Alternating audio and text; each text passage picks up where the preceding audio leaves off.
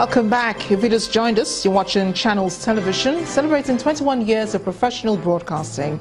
This is the news at 10, a reminder of our major stories tonight. President Muhammadu Buhari to highlight the plight of over 9 million residents of the Lake Chad Basin before world leaders at the United Nations General Assembly.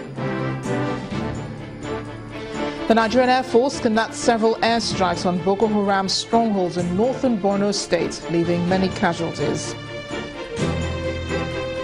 Police in Rivers State rescue the remaining 7 oil workers out of the 14 abducted on September 2nd. And officials in New York say a bomb blast in the city was a terrorist act, although the motive is unclear, while no link has been established with any rebel group.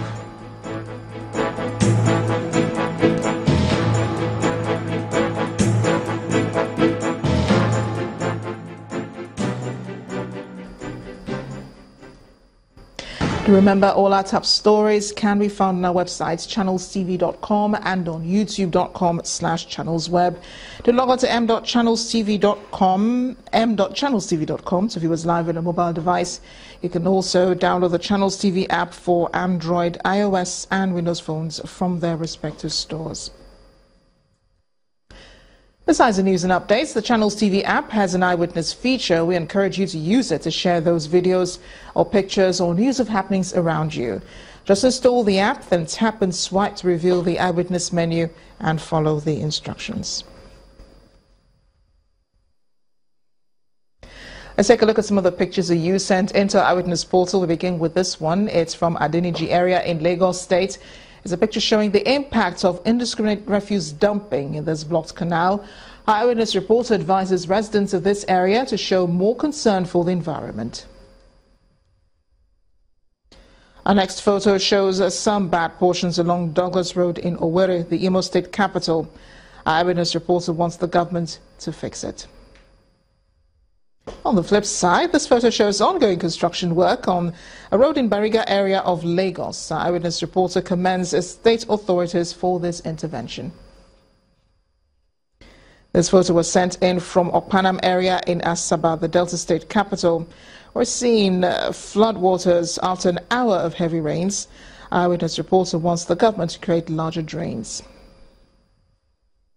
Our journey ends here in Apapa area in Lagos. So we see floodwater, residents trying to rescue their belongings from the flood.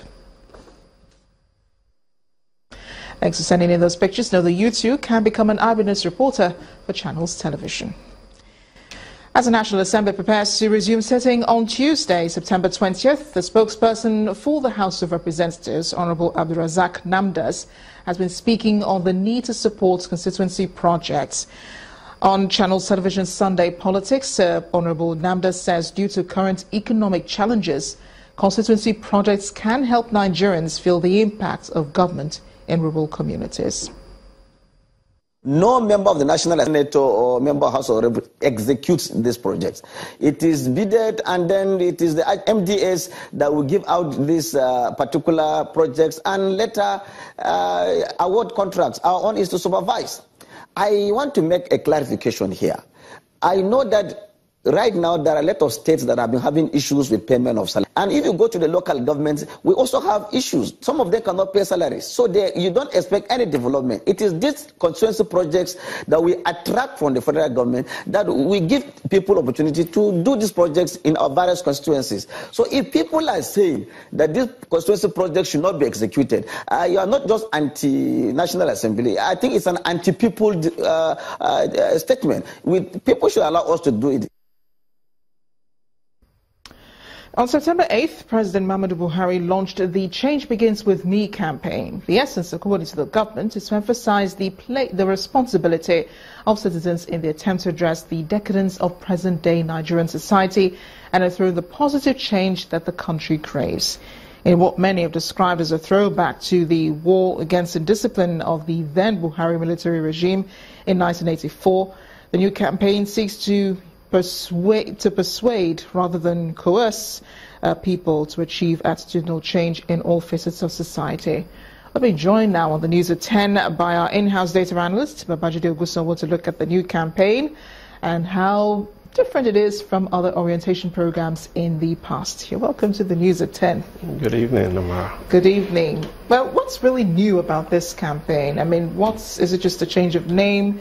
Does it sound similar to something we've already done in the past? This is an interesting campaign. One major difference is it's coming a bit later than it did come when we look at the war against the indiscipline campaign. It's more than a year. And then it was just why was launched 3 months into President Buhari's administration. But the interesting thing is why had 3 phases. The phase 1 was launched in Lagos on March 20th, and that focused on orderliness. And then on the 1st of May, the same year, 1984, the second phase of Y was launched, and that focused on work ethics. And then the third phase was launched on August 27, same year, 1984. The interesting thing is exactly 1 year after Y was launched was when President Buhari was ousted. But we've had a lot of history of interesting social and economic change type projects. Them up here. We've got the free and compulsory primary education that was in 1977. But perhaps what is interesting is if we look at one of the major things we're talking about changing at the moment is the agricultural sector. And that similar thing happened in 1977 to 1980 when we had the Operation Feed the Nation and Green Revolution. Then in 1977, agriculture contributed only 23% to GDP. So Operation Feed the Nation was launched to improve that. But the challenge was by 1979, agriculture had dipped. It then only contributed 20% to GDP. And then Green Revolution was launched in 1980 to improve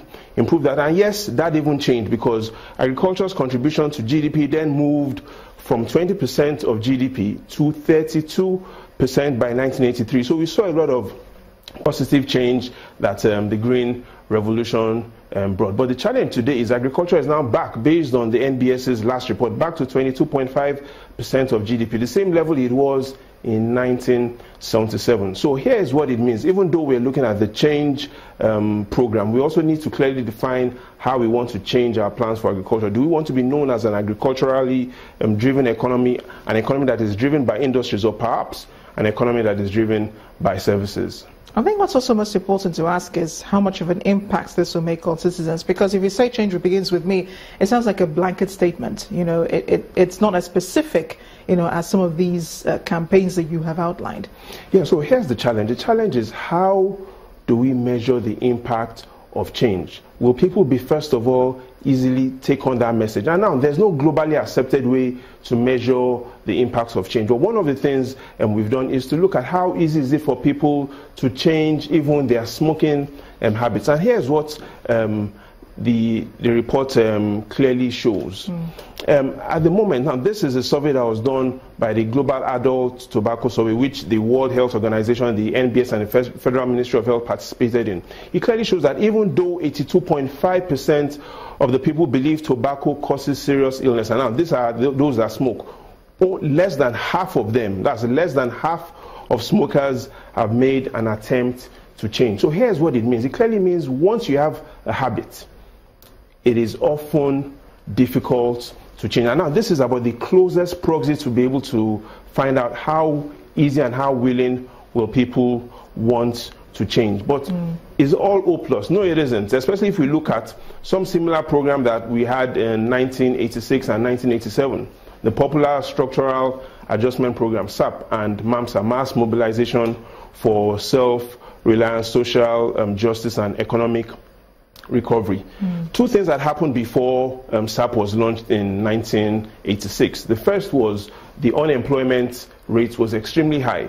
And then what the president then wanted to do was to find a way to reduce the unemployment rates. You had also looked at in 1986, the commercial lending rate for the first time went as high as 13%. So SAP was launched, and then the plan was to be able to use SAP as a program to change people's attitude. Now, three things happened between SAP and MAMSA. Between 1986 to 1988, domestic debt in the economy hit 47 billion naira, an increase of 65% within 2 years.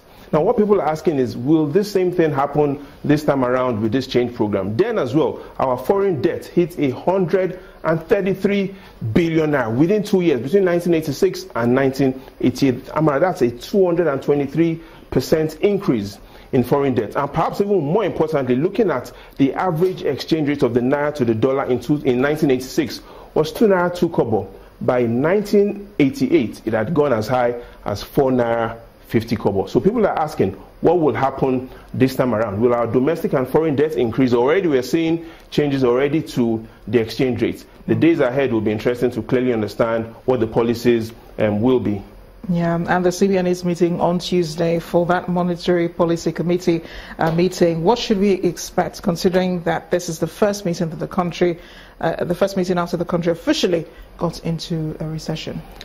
Clearly, what this means, Amara, is within the next 48 hours, the CBN will be taking the toughest and most important decision in the history of the country.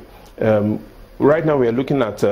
What's the decision? The decision will be based on the monetary policy. Right now, it's 14%. Mm-hmm. The cash reserve ratio is 22.5%, within a band of minus 500 and plus 200. Inflation rate is 17.6%, the highest in a decade. But all is not gloom, because inflation month-on-month rate right now is 1.01%. That is the lowest this year. So it will be interesting, since the CBN is now caught between the devil and the devil's wife. Let's clearly see what the CBN will do. Will they take short-term decisions that will impact the economy, or will they take long-term decisions that will favor the people? It's all interesting within the next 48 hours, when the world indeed waits to see what the decision will be. Thank you so much for joining us tonight. Thanks for being on the news at 10. And after months and years of repeated protests, persistence of pensioners appears to be paying off, as the Emu State government has approved a sum of 1.2 billion naira for the payment of allowances for the month of August 2016. The Commissioner for Internally Generated Revenue and Pension Matters, Ifeanyi Ararime, explains that the State Governor, Rochas Okorocha, has also set up a committee to meet with the labour unions on how to offset the backlog of pension arrears in the state.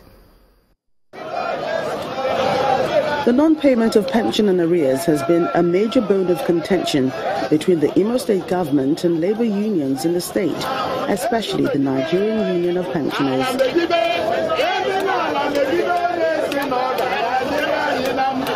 This has led to a series of protests to press home their demands.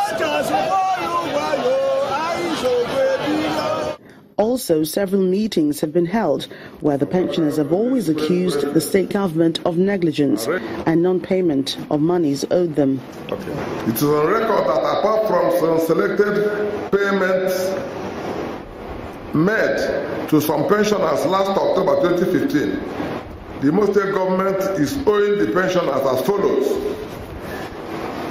Civil service pensioners between 13 to 16 months as at May 2016. Local government pensioners between 14 to 17 months as at May 2016. But it seems the protests and agitations may be yielding results, as the Emu State government says it has approved 1.2 billion naira for the payment of August pension arrears. His Excellency Dr. Rochas Okorocha has approved the sum of 1.2 billion naira for the payment of pensions for the month of August 2016. So by this, all pensioners in Emu State are required to go to their various CGC offices in their various communities to pick up their checks as from next week. Meanwhile, the state government has set up a committee to handle the issue of backlogs and ghost pensioners. The pensioners see the committee as a good step to solve the problem. However, they're also waiting to see if the government will match its words with action when the time comes to pay. Still ahead on the news at 10, our committee report tonight looks at the recent flood in Osun State, Osogbo, and efforts being made to prevent a similar occurrence. Do join us again.